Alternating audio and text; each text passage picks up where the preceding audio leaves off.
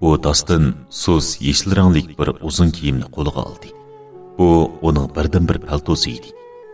U bu paltoni qachonlarda kir kiyimlar qatoriga so'g'i chalab qo'yganini esiga ololmadi. U suyi saqib turgan paltoni tutqunicha, ya'ni ko'ngli yerim bo'ldi. U Kamil bilan tunishib 4 oy bo'lgandiki qish fasli edi.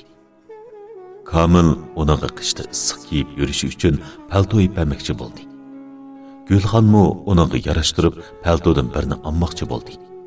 Lekin Kamil uning talabini keskin rad qildi. Uning esida qilishicha, ular shu chaqda avval kimga erish to'g'risida talash-tatish qilgan. Ammo bu talash-tatish shuncha yiqimliq, shuncha mehrlik, odamning ko'nglini shuncha suyundiradigan talash-tatish edi. Ular qarshi tarafning chiroyli kiyinishi, issiq yurishi uchun talash-tatish qilgan. Eng oxirida Kamilni gapga kirgizamagan, Kamilga gap beramagan, Kamil uni gap qilib qo'ymay, uningga mush chiroyli o'ralmoq o'ralgan paltoni epmagan edi. Shu chaqda Kamil kulib turib, "Qadrlikim, sizning chiroyli kiyinib yurishingizni ko'rib turish mening eng chong xushalliqim. Ayollarning ko'ngli kiyim-kechak bilan xushal bo'ladi. Erning ko'ngli qo'rsaqdan xushal bo'ladi." degan. Ham uning mangziga cho'qqida birini suyib qo'yib, "Biz mangu mushundaq tatliq o'timiz.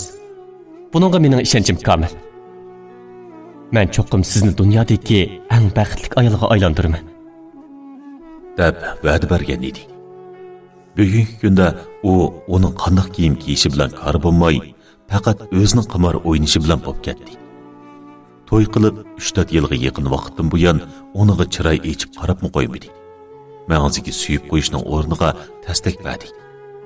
U ulug' kichik tinib qo'yib, suv saqib turgan paltoning ustidagi uzun yumshoq tuklarni siladi. U ko'zining qizishib, ko'z chanoqlarining namchayotganligini his qilib, yuragi ixtiyorsiz eg'ib ketdi. U qo'lidagi paltoni yana dasqa tashlab qo'yib, oldirash sirtga chiqdi. Bolasi yerdagi loy ustida o'ltirib, xiyolda yo'q o'ynayotdi. Kiyim-kechaklari shundoq maynat bo'lib, yuzlarimo loy bo'lib ketgan edi. U bolasining qo'lidan asta tortib turg'izib, uyga yetilab kirib, uning kiyimlarini biroqla soldirib, chamdanni karvat ustiga qo'yib, uning ichidagi kiyimlarning orasidan bir qur kiyimni elib, bolasining uchisiga kiydirishga boshladi. Bolaning turibli kapsizligi tutib, joyida jim turmay, hadab chamdandagi kiyimlarni tortib chiqarib, karvat ustiga qalaymaqon tashlamoqda edi. U kirpiklarda esilib turgan yosh tomchilarini qo'lining dumisi bilan surtib yetib, karvati chechilib yotgan kiyimlarni qaytadan yig'ib qatlashga boshladi. Uning harakati shuncha osti bo'lib, bolasi birini tashlasa, birini elib qatlaydi. U mushu tarzda bir tal kiyimni qancha qitim yig'ib, elib, qatlab, chamdonga sog'inini bilmaydi. Tuyuqsiz eshik taraqilib ichilib, yotoq o'yining ishga oldida Kamil paydo bo'ldi. Gerçi u necha soatning oldida uyga kirib chiqib ketgan bo'lsa-mu, ammo uning chiroyi har qitim qimor o'ynab qaytib kelgandan keyingi chiroyi bilan o'xshash edi. Yodong'u, org'in ham tushkun. Ko'zlari nurini yo'qotgan, qushqash kamirdek ichkiri bakli ichiga o'ltirishib ketgan. Xuddi birisi kaltak ko'tarib qo'g'lab kelayotgandek aloqzotlik, jiddiylik va ma'yuslikka to'lgan edi. Agar u qimor o'ynagandan keyin mushundoq azoblangan bo'lsa, Gulxon uningdan haqiqatan hayron qolgan bo'ladi. Uningdan mushundoq azoblanib turib, yana nimsh qimor o'ynashga berilib ketsan deb so'rganmi bo'ladi. Biroq so'rgan bilan so'rmaganning nima farqi? Nima foydasi? U yerga qaradi. Ko'nglida yana shu xil murakkab kayfiyat, g'azablanish, o'shmanlik, hasrat, ichog'irtish va ichinish tuyg'ulari kalkun suyidek davrab turadi. Kamil uning chamdoniki kiyimlarni elib, qatlab, ratavotganligini ko'rib, hashpashligicha chiroyi boshqidan totirib, qalpoqlari titrab, ko'zlari chaniqidan chiqib ketayli deb qoldi. U eshik tövidan uning oldiga etilib berib, karvatning oldidagi xishiyat uzilgan dahyaga jaqqida tizilib turib, uning quliga esildi. onun ko'zlaridan yalvurish alomatlari chiqib turadi.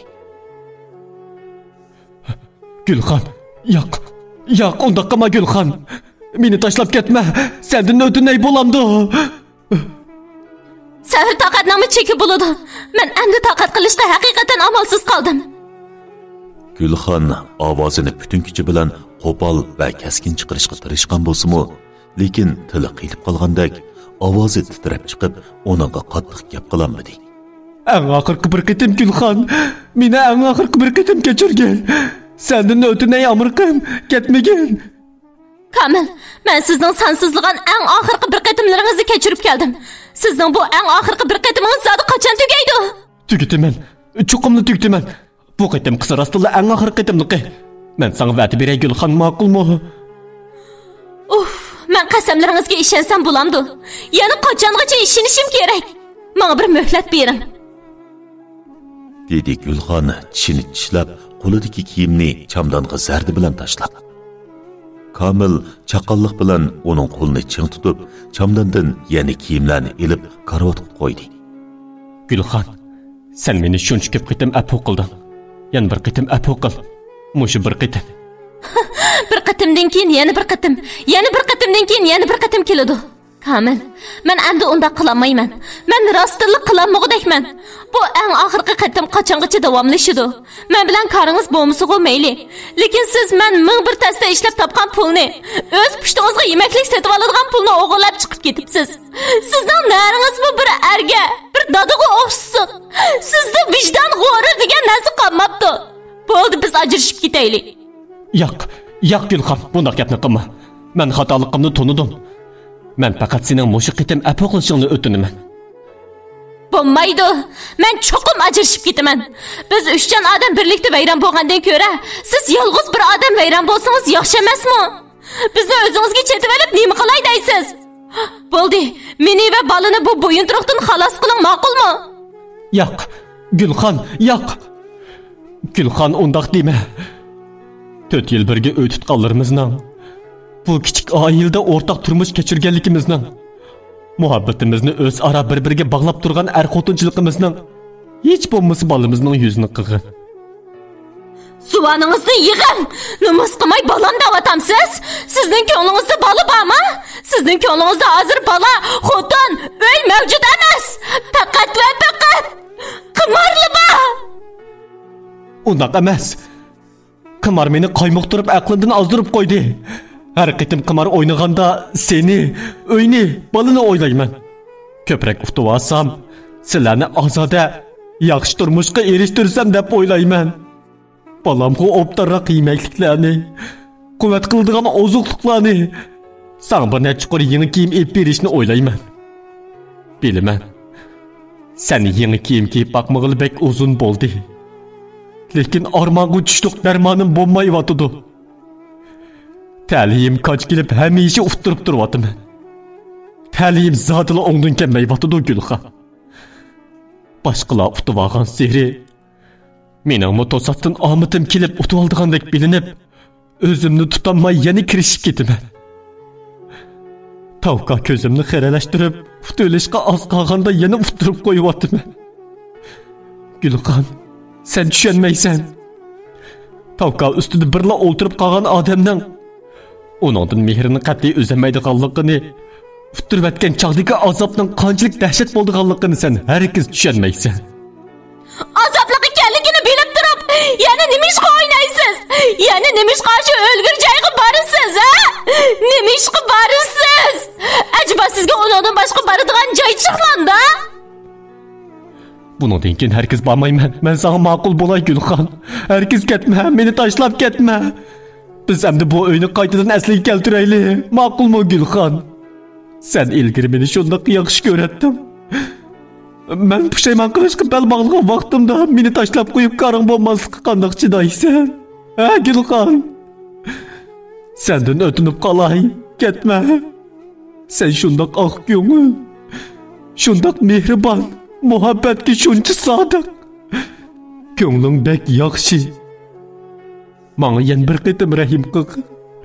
Eng oxir qitim kechirib o'tgin. Gulxonning ko'zlaridan yosh agidi. uning ko'z oldi xiralashdi. Ko'z oldidagi hamma narsa yosh tumonlari ichida ko'langidek tavirnib turadi. Komilning ovozi yanala uning quloq tubida yangramoqda edi. Gulxan, sen meni yomon yo'ldan qaytib kelgan sargardan deb bilgin. Meni yana bir qitim panohingga og'ir. Chunki senmi bilasan. Mening bu dunyoda sendan boshqa hech nimam yo'q. Men cho'qim sening muhabbating va rag'batlantirishingga tayanib yashashim kerak. Sana ma'lum, Gulxan. Sen doim jinoyat o'tkazgan odamga tarbiya berib, nasihat qilish, o'lim jazosi hukm qilmaslik kerak deyding-ku. Agar sen mendan ayrilib ketsang, meni tashlab ketsang, menga o'lim jazosi bergan bo'lmamsan. Aytqina Gulxan. Va'da beray desam asli ishonmasan. Gapimga asli chin tutmasan. Sen meni zoda qandoq qilsin deysan?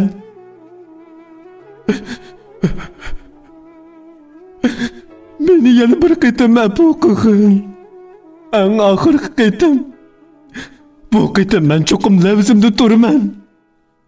Agar yana lavzimda turmasam, meni qandoq jazolasang mayli.